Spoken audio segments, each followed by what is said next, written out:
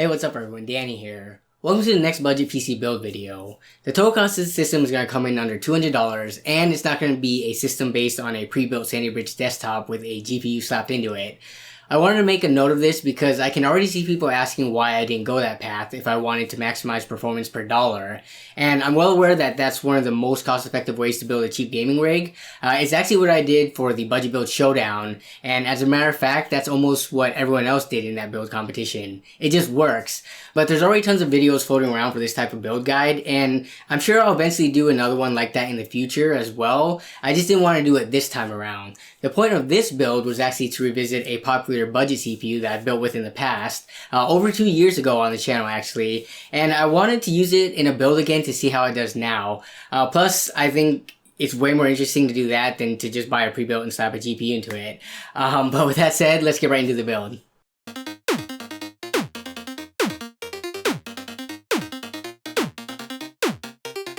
First, let's go over the parts used in this build. As always, I'll tell you where I got them from, how much I paid, and why I chose them. One thing to keep in mind is that some of these parts were bought a while ago. I actually meant to get this video out sooner, but it got put on the back burner, and here we are now. So I will account for the price changes that has occurred since then. What I'll do is I'll go over how much I paid, and then I'll go back and assess where I think the prices may have changed, so it's a little bit more applicable if you're looking to build something similar. But yeah, let's look at the parts. The heart of the build revolves around this combo that I bought on Reddit Hardware Swap. For $75, I got an AMD 860K paired with a motherboard and 8GB of DDR3 RAM. The 860K is a 4-thread CPU from AMD's Athlon X4 series and was released as a budget option in the second half of 2014. A lot of people argue over how you should classify the cores in the CPU, whether it's an actual true quad core, or if it's a dual module with 4 cores, or a dual core with 4 threads, or some kind of variant of that. At the end of the day, this has 4 threads, which is the bare minimum that I would recommend in a gaming system. The 860K is part of the FM2 Plus family, which means it does not have a good upgrade path, so definitely keep that in mind if you want to use this in a build. Compared to modern budget chips like what's offered in Ryzen 3 or Coffee Lake i3s, what the FM2 Plus platform has to offer is pretty underpowered, but again, if the price is right, it can still be a viable option. Paired with the 860K is an Asus A68HM Plus Micro ATX motherboard. This definitely isn't an ideal choice if you want to heavily overclock, but getting this board in this combo made it worth it, because picking up a standalone FM2 Plus motherboard of a higher tier chipset, like the A78 or A88X, would have been substantially more expensive, so we'll make do and resist going too ham on the overclocks. The RAM in this combo is a 2x4GB set of DDR3 1600MHz HyperX Fury. This is definitely the highest value part of the combo deal, and one thing I've noticed is when I come across DDR3 listings in general, if it's a standalone kit, it's usually more expensive, but when it's a part of a bundle, the price breakdown becomes much more reasonable. A lot of times you can pick up a combo even though you don't need the CPU and motherboard, and just resell them and then get a good final price on the RAM. Cooling wise, I'm going to be using the A60K stock cooler that was included because I'm trying to keep the total cost down as low as possible. Even though this thing is loud, it gets the job done, it doesn't cost anything extra, and as I mentioned, we won't be pushing the overclocks too hard, so this will do. For the graphics card, I went with the R9 270X. This specific card is the 2GB Sapphire Toxic model. With the state of graphics card prices being as they are, looking back to older generations is definitely the way to go if you want pure price to performance and power draw isn't an issue. This one I got on Hardware Swap for $50, and for that price I think it's a really good performer since you're going to be getting GTX 1050 and RX 560 levels of performance at a fraction of the cost. There is one issue with the card though, one of the fans is dead. The great thing about 3 fan cards though is if you lose one of them, you only lose 33% of your cooling capability compared to 50% in a 2 fan configuration, or worse, 100% of your capability in 1 fan cards. I went with a used 7200 RPM 500GB WD Enterprise hard drive for storage. I got this on eBay for $18, which is pretty standard pricing for a used 1/2 TB mechanical drive.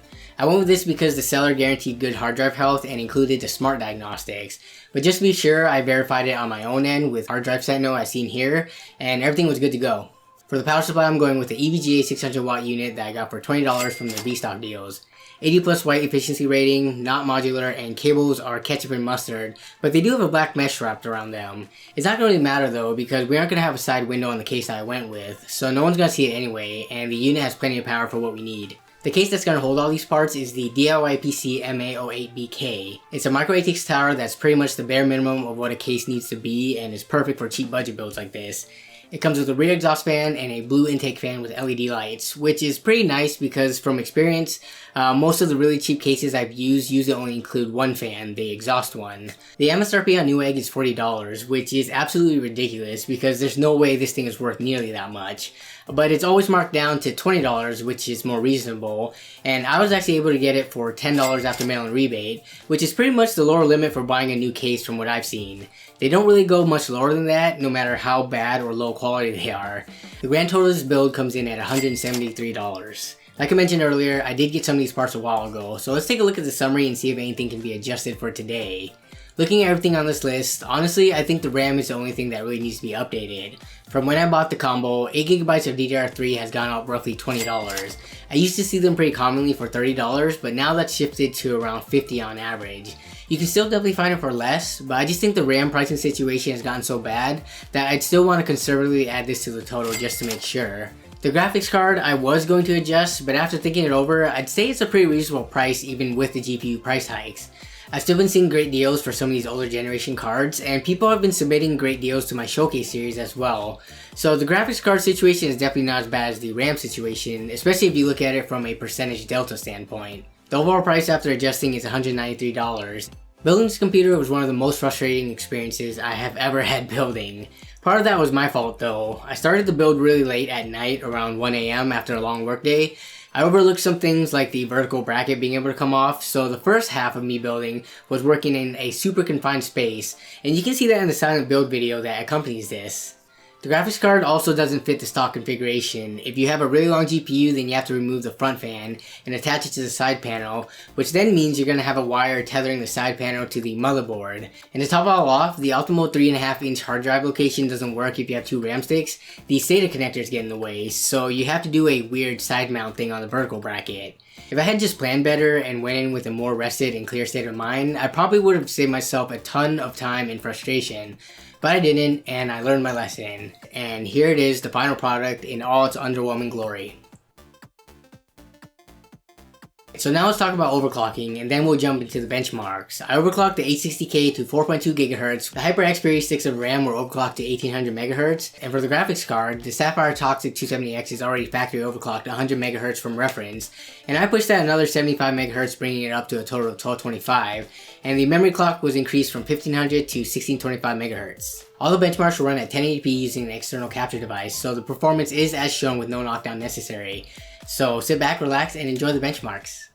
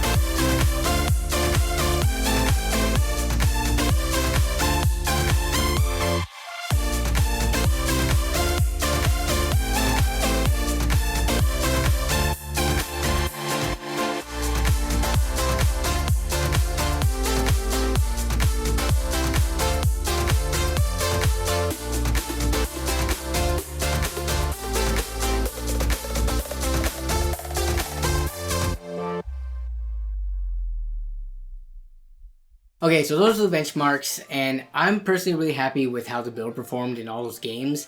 The only game that I felt like it really struggled on was PUBG, but that's kind of to be expected because it's hard to run in general. It was a playable experience in my opinion. It's just not going to be ideal if you're on the more competitive side and you can't deal with the frame drops. But for filthy casuals like me, we'll be fine. But as always, I'll be releasing a follow-up video with longer segments of each of the benchmarks so that you can get a better feel of how the system performs in each title, and that will be in 60 FPS. You know, so for the games where it performed really well, you'll be able to see how smooth it actually was instead of being capped by the 30 FPS in this video. But in terms of recommendations, for $175 and even up to the adjusted $200 that we discussed, at that price, I think the A60K can definitely contend. Yeah, it's not as good as the Standard Bridge i5 pre-built, but it's a good alternative. I want to know what your thoughts are though. You know, would you be happy with those benchmark results for $200 or less? Let me know down in the comments below. If you enjoyed or found this helpful at all, please be sure to leave a like, and if you haven't yet, subscribe and hit that little bell notification if you want to see more content as I release it. Thank you as always for watching and supporting the channel. I really do appreciate it, and I will see you down in the comments as well as in the next video. Bye.